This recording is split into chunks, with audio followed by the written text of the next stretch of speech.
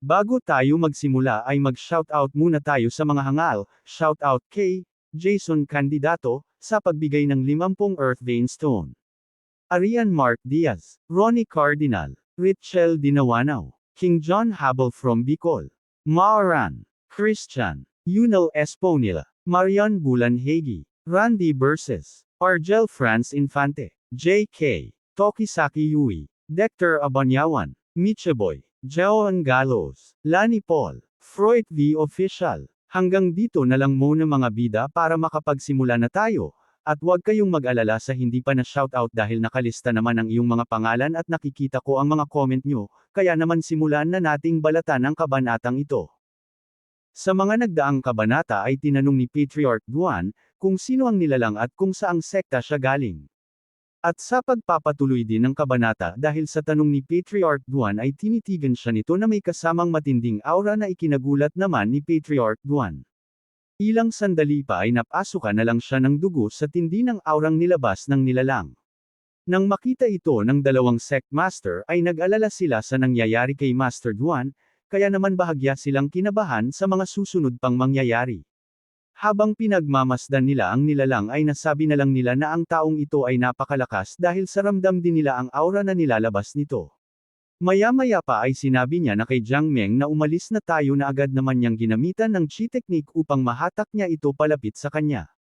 Naikinabigla naman ni Jiang Meng dahil kusa siyang nahahatak nito gamit ang chi technique at nakaramdam din siya ng pangamba dito.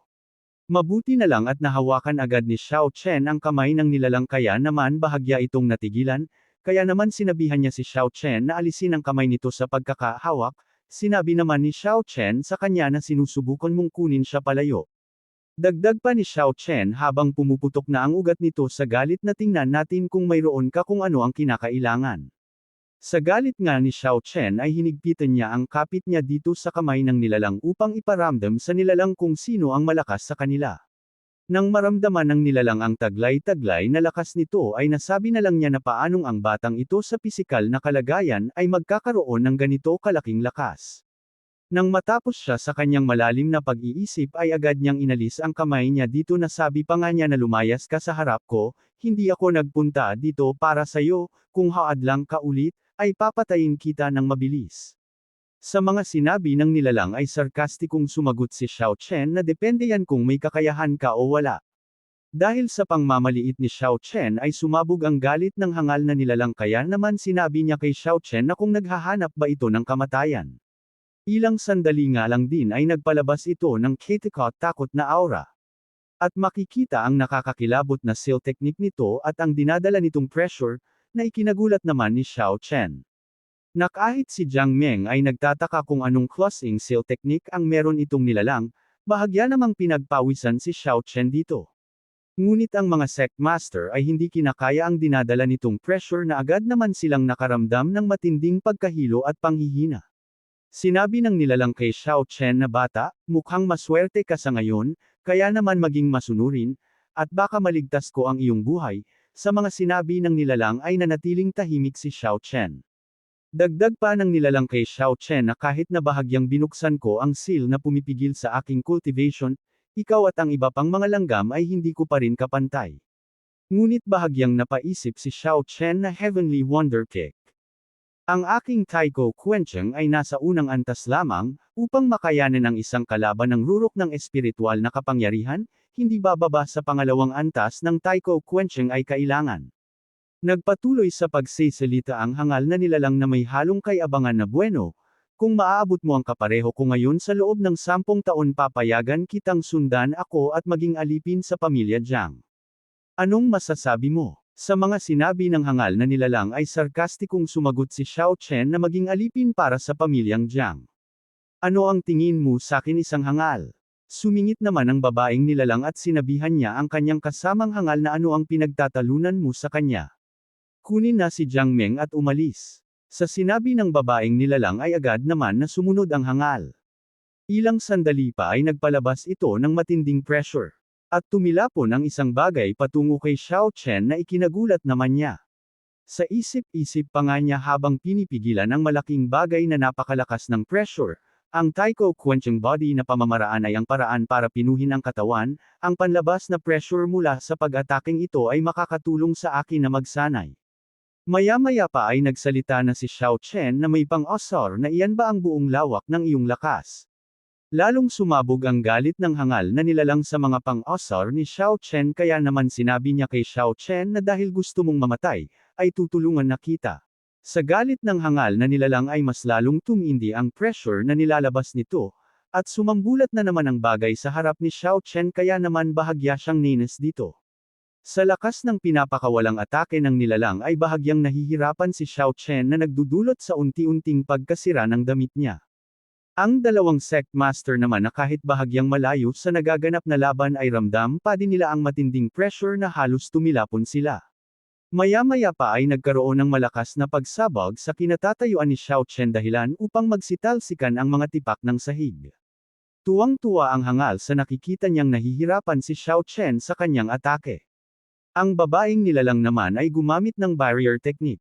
Upang hindi matamon si Jiang Meng sa mga nagsisitalsikang tipak ng sahig, subalit nag-alala si Jiang Meng kay Xiao Chen sa kanyang nasasaksihang laban. Maya-maya pa ay mas lalong pinalakas ng hangal na nilalang ang kanyang atake at lumabas dito ang mga bagay, at sinabi niya kay Xiao Chen na ang tulad mong langgam ay magiging abo sa pagkakataong ito. Napapamura na lang si Xiao Chen sa lakas ng atake na direktang tumatama sa kanya. Maya-maya pa ay nagtataka siya dahil may isang malaking formation na patungo sa kanya. Ilang sandali lang din ay sumambulat sa harap ni Xiao Chen ang napakalaking formation na kung tawagin ay 8 Wild Thunderstorm. Ngunit kalmadong pinagmamasdan ito ni Xiao Chen. Maya-maya pa ay inactivate niya na ang kanyang formation technique na Wild Thunderstorm. Na agad namang direktang tumama kay Xiao Chen, at nasabi na lang niya na ang kapangyarihan ng isang mahusay at mapang-akit na kulog ay eksaktong kailangan ko upang palakasin ang aking lightning quenching na katawan. Maya-maya pa ay nagkaroon ng reaksyon ang kanyang spiritual stone at inaabsorb ang kidlat. Kaya naman tuwang-tuwa si Xiao Chen sa nangyari na sabi pa nga niya na ito ang espiritual na kapangyarihan ng katangian ng kulog. Dagdag pa niya na maganda ito na parang sumasang-ayon sa kanya ang kalangitan. Kaya naman kahit na may natatamo siyang pinsala ay mas lalo niyang inesar ang hangal na nilalang upang mas lalong magalit ito. Ngunit nagtataka ang nilalang sa kanyang nakikita na sabi pa nga niya na paanong hindi siya patay. Siya ay dapat magkaroon ng ilang mga takteka sa kanyang manggas. Na kahit ang babaeng nilalang ay hindi maiwasang magtaka sa mga nangyayari. Sa pang-asar ni Xiao Chen ay sumabog na ang galit ng hangal kaya naman sinabi niya kay Xiao Chen na kung yan ang gusto mo. Ilang sandali lang din ay naghanda ang nilalang ng matinding atake na mas malakas sa nauna niyang atake, at ang kanyang gagawing atake ngayon ay tinatawag na Thunderdao 10 Directions. Ang ating bida naman na kalmadong nag-aantay sa atake ng hangal. Ilang sandali pa ay tuluyan nang bumuhos ang malakas na kidlat sa kinatatayuan ni Xiao Chen at sa lakas nito ay makikitang nadudurog ang sahig. Mabilis naman na inaabsorb ng spiritual stone ang matinding enerhiyang kidlat. Ang hangal na nilalang ay tuwang-tuwa sa kanyang ginawa sa pag-aakalang mapapaslang niya na si Xiao Chen sa pinakawalan niyang atake. Maya-maya pa ay dahan-dahan nang nawawala ang atake ng nilalang. Nang matapos ang atake ay nagkaroon ng makapal na usok na may kasamang alikabok. Sinabi ng nilalang na isang taong hindi alam kung ano ang makakabuti para sa kanila.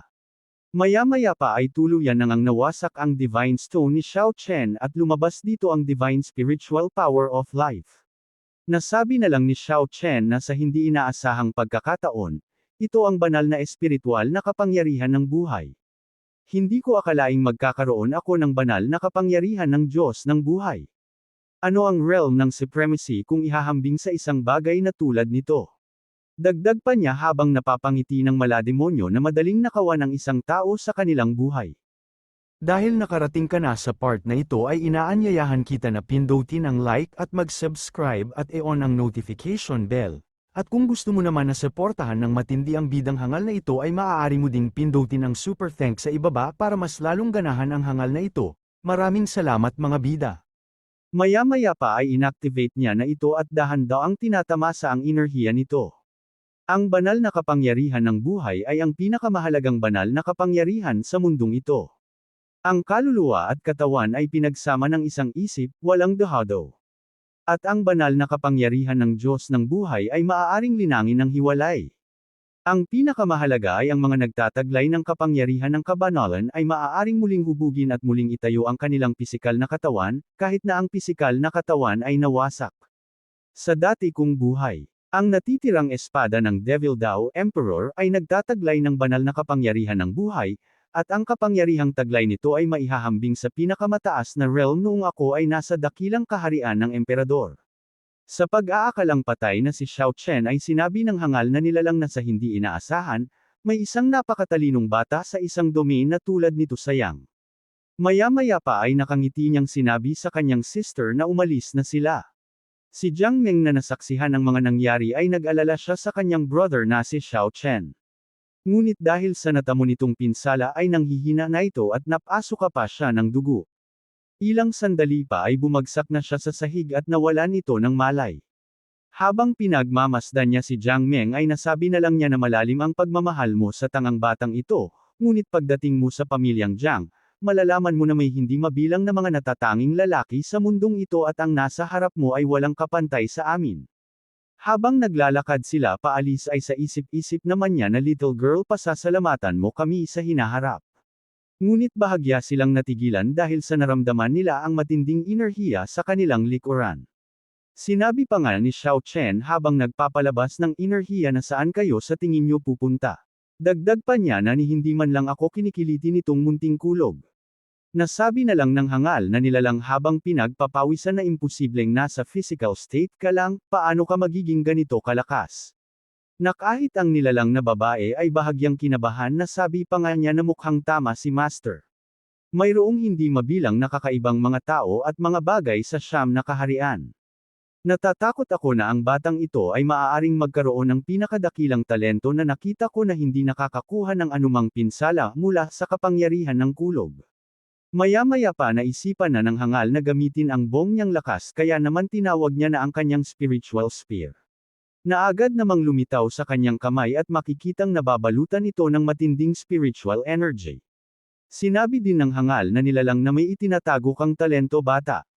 Minamaliit kita at inaamin ko kalahati lang ng kapangyarihan ko ang ginamit ko. Dagdag pa niya na ito ang aking pangalawang espiritual na sandata. Ang iyong buhay ay nakasalalay sa kung makakaligtas ka o hindi sa oras na ito. Ilang sandali pa ay tuluyan niya na itong inihagis patungo kay Xiao Chen. Sinabi naman ni Xiao Chen na ang pamamaraan na ito ay nilikha gamit ang aking orihinal na pinagmumulan ng espiritual na kapangyarihan, pumunta sa impyerno. Nakangiting inaanti ni Xiao Chen ang atake ng nilalang. At ilang sandali pa ay nilabas niya na ang kanyang heavenly fire. At makikita dito ang malaking kamay at nangangalit na apoy. Na agad naman niyang pinakawalan upang salubungin ang atake ng hangal na nilalang. Sa isip-isip pa nga niya na bagamat ang Heavenly Fire ay isang pangatlong baitang ng teknik lamang ngunit ito ay sapat na. Maya-maya pa ay tuluyan nang nagkasalubong ang dalawang atake. At nagkaroon ng malakas na pagsabog sa buong sekta.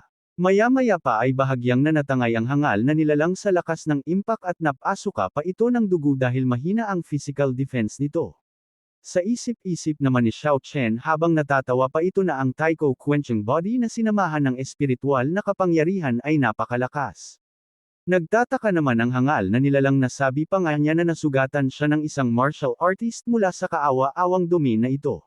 Lumapit ang nilalang na babae upang tulungan itong makatayo at sinabi niya dito na kakaiba itong batang ito brother, natatakot ako na ang martial arts niya ay earth level. Dagdag pa niya na itigil ang pagpigil, at patayin siya bago siya dumaan sa anumang higit pang mga pagbabago. Sumagot naman ang hangal na nilalang na gaano kabihira ang earth level technique, kahit na kayong tatlo at ako, maaari lang nating makabisado ang isang bahagi ng earth level technique ng martial arts. Hindi ko akalain na ang isang pisikal na batang lalaki lamang ay maaaring makabisado ang pamamaraan sa antas ng lupa. Kaya naman tinanong niya si Xiao Chen na bata anong klaseng nilalang ka sa mundong ito. Sa tanong ng nilalang ay sarkastikong sinabi ni Xiao Chen na hindi mo ito nararapat na malaman. Sa sagot ni Xiao Chen ay sinabi niya na sa loob ng ilang dekada, walang nakakasakit sa akin, lahat maliban sa iyo. May kwalipikasyon kang mamatay sa aking kamay. Dagdag pa niya na mamatay ka na sa pagkakataong ito. Hinagis niya ang kanyang spiritual weapon sa itaas. At nilabas niya na naman ang kanyang seal technique subalit ngayon ay may hawak na itong spiritual weapon at tinatawag na itong Overlord Spear, second form. Ilang sandali pa ay pinakawalan na nito ang malakas na atake gamit ang spiritual weapon. Ngunit ang ating bida ay hindi man lang ito nagpakita ng takot at handa siyang tanggapin ang atake ng hangal na nilalang. Sinabi pa nga niya na tingnan natin kung hanggang saan ang Taiko Quenching Body na sinamahan ng mga banal na espiritual na kapangyarihan ay makapagpapalakas sa aking katawan. Maya-maya pa ay buong-buo niyang sinalo ang atake ng nilalang na agad naman siyang nilamon nito. Maya-maya pa ay palm-attack ang dugo ni Xiao Chen sa sahig. Dahil nasugatan ang kanyang mukha ng bahagya sa ginawa niyang pagsalo sa atake ngunit nananatili lamang siya sa kanyang posisyon. Nang inag naman sa galit ang hangal na sabi pa nga niya na imposibleng ang kanyang katawan ay kakayanin ng Overlord na may dobleng espiritual na kapangyarihan, kahit na ang dakilang emperador ay hindi magagawa iyon. Sinabi naman ng babae na tila oras na para sa pelikula, at sinabi din ng hangal na kailangan nating mapatay ang batang ito. Nasabi na lang ni Xiao Chen na napakalakas ng katawan, pangalawang antas lamang at maaari nitong ihinto ang pag-atake mula sa isang taong may cultivation ng Pit God Realm na may napakaliit na backlash. Dagdag pa niya na mahusay, sa katawan na tulad nito, may kumpiyansa akong magagawa ang pinakamalakas na kasanayan sa martial arts ng Heavenly Realm, Tianhuang Quan. May kabuuang 7 suntok sa Tianhuang Boxing, mas nangingibabaw ang isang suntok kaysa sa isa, ngunit napakataas din ng strain sa katawan. Sa aking nakaraang buhay, naghintay ako hanggang sa Taiko Quenching Technique bago ko magawa ang aking unang suntok. Sa buhay na ito, sa ikalawang antas ng pagsusubo ng Taiko, sapat na upang may sigawa ang first punch. Maya-maya pa ay nagpalabas na din ang babae ng seal technique. Upang dalawa nilang kalabanan si Xiao Chen dahil hindi na kaya ng hangal kung siya lang ang lalaban, nang makita naman ni Xiao Chen ito ay nasabi na lang niya na ito ay ang makapangyarihan technique. Ilang sandali pa nga ay pinakawalan na ng dalawang nilalang ang kanilang atake na sinamahan ng spiritual weapon. Nasabi pa nga nila na mamatay ka na. Dahil sa pinakawalang atake ng dalawa ay sumambulat ang spiritual weapon sa harap ni Xiao Chen. Nakalmado naman niyang inaante ang atake ng dalawang nilalang. Napangiti na lang siya sa ginawang atake ng dalawa dahil parang mukhang may naiisip na naman siyang kakaiba.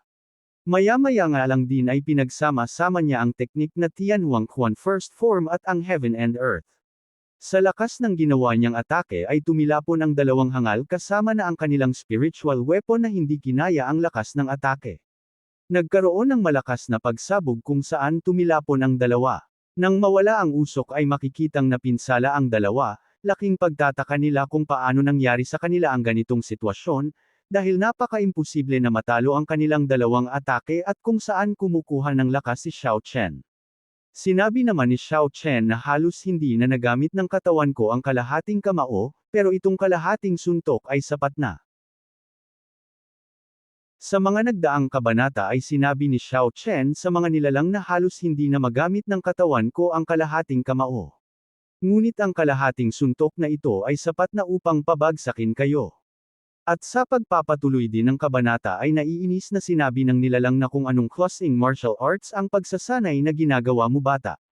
Sa tanong ng nilalang ay inulit lang ni Xiao Chen ang sinabi niya kanina, na hindi karapat-dapat ang nilalang na malaman ito. Sa sinagot ni Xiao Chen ay sumabog na naman sa galit ang hangal na nilalang na sabi pa nga niya na wag masyadong hambog bata. Ngunit pinigilan siya ng kanyang sister sa kanyang padalos-dalas na aksyon. Kaya sinabi niya sa kanyang brother na ang katawan ng batang ito ay masyadong kakaiba, ang ating cultivation base ay saliado dito, nag-aalala ako sa mga mangyayari, hindi tayo ang kalaban niya. Galit na galit niyang sinabi kay Xiao Chen na bata, sa Xinwu realm na ito, hindi namin maipakita ang aming tunay na lakas, maswerte ka sa pagkakataong ito. Pero nasaktan mo ang pamilya Jiang ngayon, kaya mamamatay ka. Matapos nilang pagbantaan si Xiao Chen ay mabilis silang umalis, na hindi man lang nakatanggap ng anumang salita kay Xiao Chen bukod sa wala silang karapatan na malaman kung anong klaseng pagsasanay ang ginagawa ni Xiao Chen. Nasabi na lang ni Xiao Chen na ang Jiang family ay walang kwenta ngunit minamaliit nila ako na isang langgam. Maya-maya pa ay naalala niya si Jiang Meng kaya naman tinignan niya ito kung maayos lang ba ang kalagayan nito. Nang makalapit siya ay nawala ang kanyang pangamba na sabi pa nga niya na mabuti na lang at nahimatay lang siya. Ngunit ipinapangako ni Xiao Chen na hanggat nandito siya sa Xinwu Realm ay makakaasa siya. Na hinding-hindi siya makukuha at may lalayo sa kanya. Sa kabilang banda naman sa Junyuan Boundary Qingming State, ay nakarating na ang dalawang nilalang ngunit naghihimutok sa galit ang isa. Nasabi pa nga niya na nagagalit ako ng husto, dahil hindi pa ako napahiya ng ganito noon. Sinabi din ng nilalang na babae na ang batang iyon ay masyadong kakaiba, kaya nga nating mag-isip ng paraan kung paano natin ito ipapaliwanag kay Master. Ngunit sa sinabi ng babae ay nagalit ang hangal na nilalang nasabi pa nga niya na hindi ang mission na ito ay hindi pa nabigo. Dagdag pa niya habang hawak ang Excalibur Order na ipasa ang aking order, alamin ang pinakamakapangyarihang puwersa sa Xinwu Realm, at sabihin sa kanila. Sa isip-isip pa niya na wasakin ang Xindian Gate at dalhin si Jiang Meng ng buhay. Sa kabilang banda naman makalipas ang mga nangyari, sa kwarto ni Jiang Meng, ay nandito si Xiao Chen na pinagmamasdan si Jiang Meng at sa isip-isip pa ni Xiao Chen na walang paraan na madaling sumuko ang dalawang iyon. Dagdag pa niya na ang Xinwu Realm sa Siyam na kaharian ay ang pinakamahina. Kung gusto mong pumunta dito, kailangan mong sugpuin ang iyong cultivation. Ang mga salita ni Xiang Zi ay maaaring maging sanhi ng galit sa batas ng langit at lupa. Upang maranasan ang pag-iilaw at hindi na muling gumalaw. Nag-aalala ako na sila ay babalik sa lalong madaling panahon. Gayunpaman, ang ibang mga langaw, daga, at langgam ay mas mababa. Kailangan kong mas lumakas pa sa lalong madaling panahon. Dagdag pa niya na mula sa sandaling ako ay isilang muli, ako ay nakatakdang maging isa sa katawan na ito. Kaya habang nabubuhay ako ng isang araw sa umaga, hinding-hindi ako papayag na may manakit sa iyo. Walang sinuman, kahit na ang lahat ng pinakamataas na nilalang ng langit at lupa. Sa kabilang banda naman ay kakagising lang ni Patriarch Duan at ang dalawang Sectmaster na nagtataka. Na kung ano ang nangyari, na kahit ang dalawa ay ganun din. Nang maalala ng Blazang Sectmaster ang mga nangyari ay agad itong nagtanong sa Sectmaster na ano ang pinanggalingan ng dalawang iyon, ngunit walang naisagot si Sectmaster na kahit siya ay hindi alam kung saan nagmula ang dalawang nilalang. Maya-maya pa ay nagmadaling nagpaalam ang dalawa na nasabi pa nga nito na Master Duan, aalis muna kami. Na agad namang sinabi ni Master Duan na mangyaring gawin ito. Ngunit hindi maiwasan ni Master Duan na kung sino si Jiang Meng. Sa kabilang banda naman sa taas ng Siyam na kaharian. At sa loob ng Supreme Hall ay nag-uusap ang tatlong nilalang.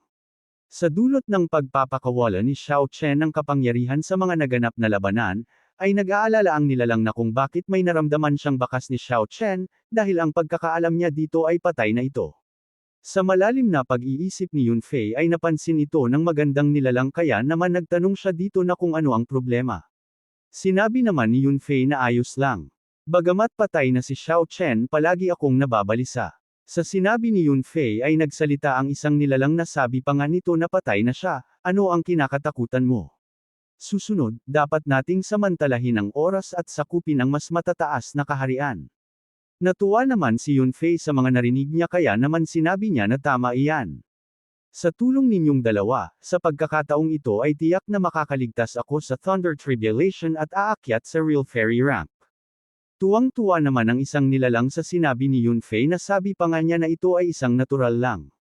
Sa isip-isip naman ni Yunfei ay natutuwa siya dahil matutupad niya na ang matagal niya nang inaasam-asam na makaakyat sa Real Fairy Rank. Sa kabilang banda naman sa bundok ng Qingyuman ay nandito si Xiao Chen. At same time na nagko-cultivate upang mapalakas pa ang kanyang kasalukuyang katawan.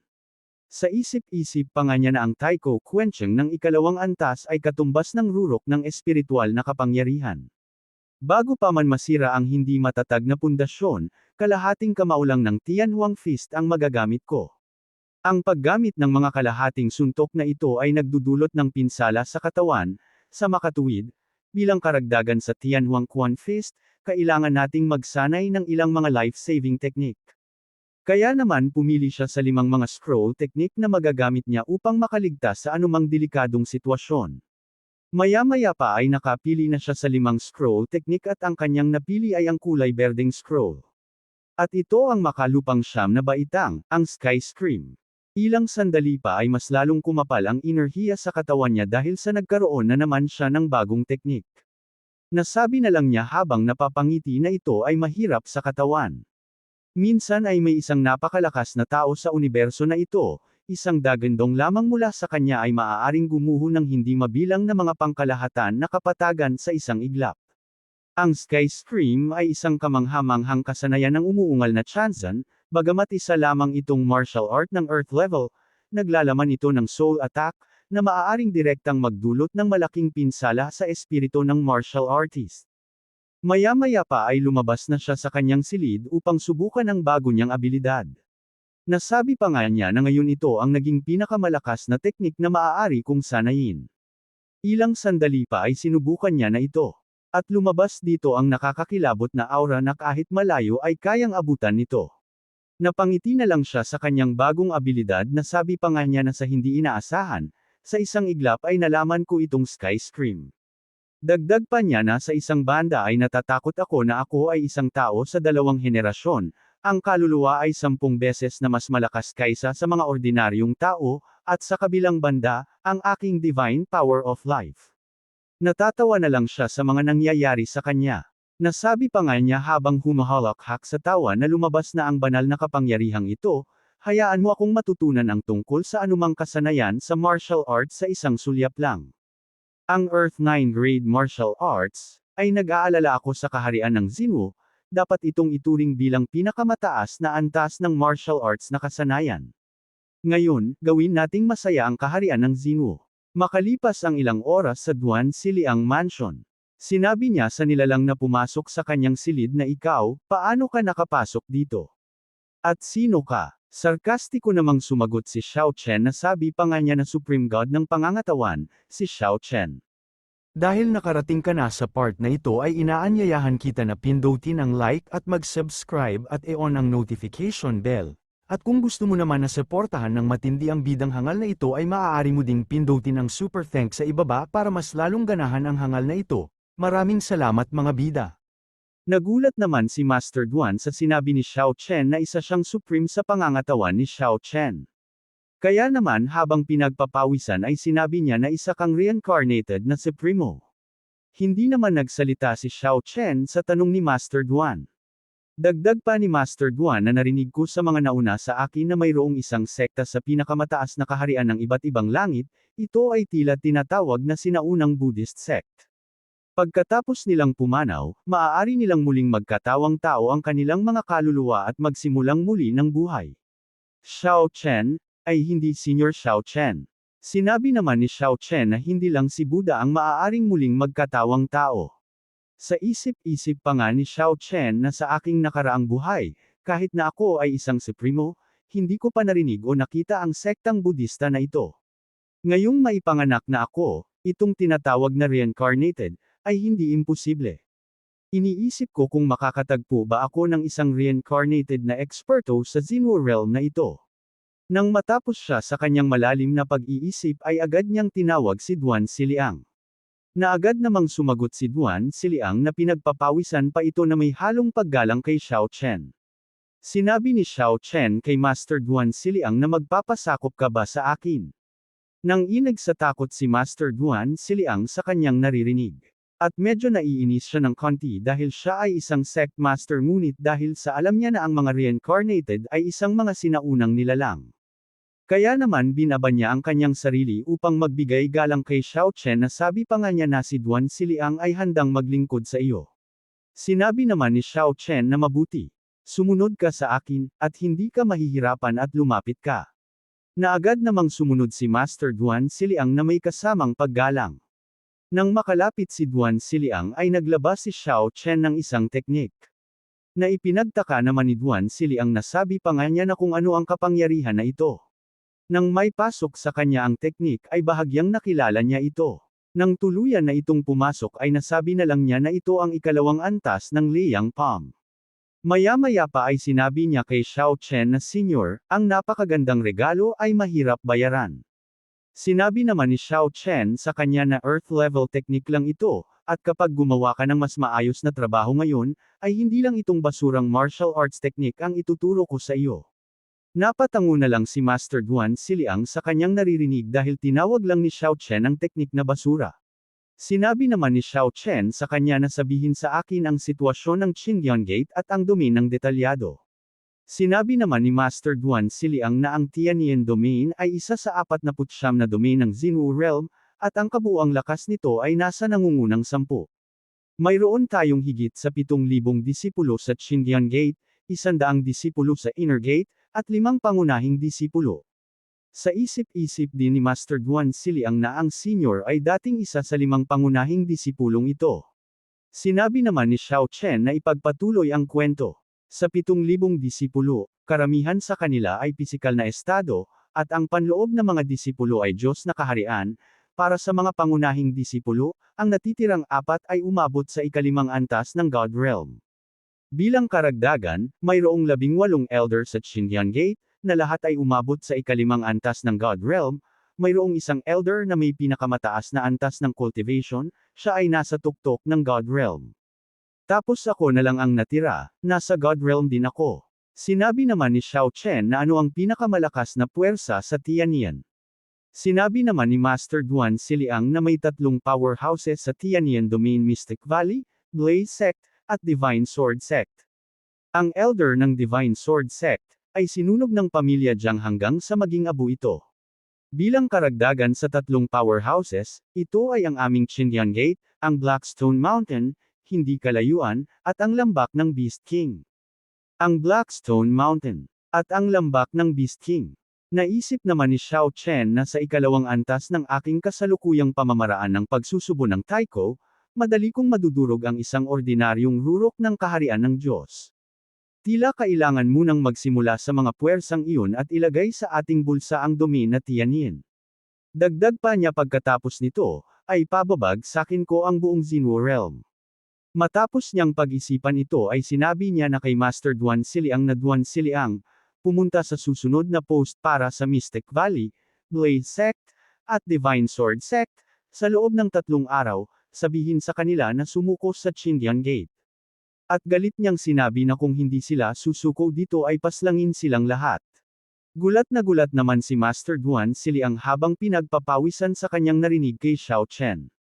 At dito na din matatapos ang ating episode 3 mga bida, abangan ang mga susunod na uploads, at magkita-kita ulit tayo sa mga susunod na kabanata, at kung gusto mo naman na suportahan ang bidang hangal na ito ay pwede mong pindutin ang super thanks dyan sa ibaba, para ganahan naman ang bidang hangal na ito. Maraming salamat ulit mga bida at mangyaring palike na lang po.